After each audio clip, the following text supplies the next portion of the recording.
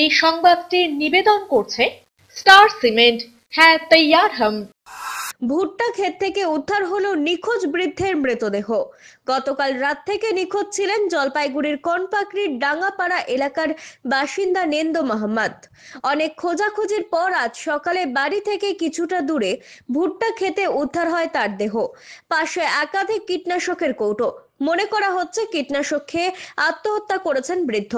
মৃতদেহ উদ্ধার করে ময়না তদন্তের জন্য নিয়ে গিয়েছে পুলিশ।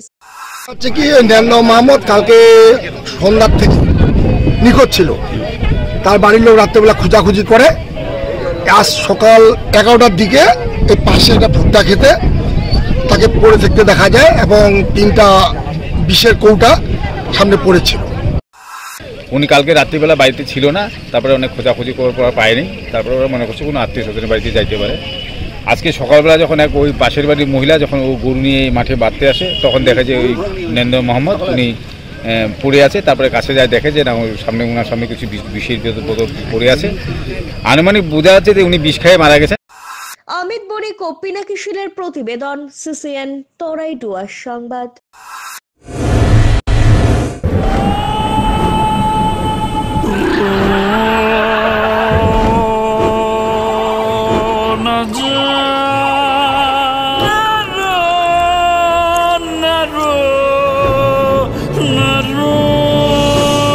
ঘর জল প্রতিরোধী সিমেন্ট দিয়ে না বানালে ঝরবে চোখের জল।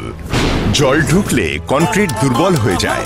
স্টার ওয়েদারশিল্ড সিমেন্ট খারাপ আবহাওয়াতে ঘর ওয়েদার প্রুফ বানায়।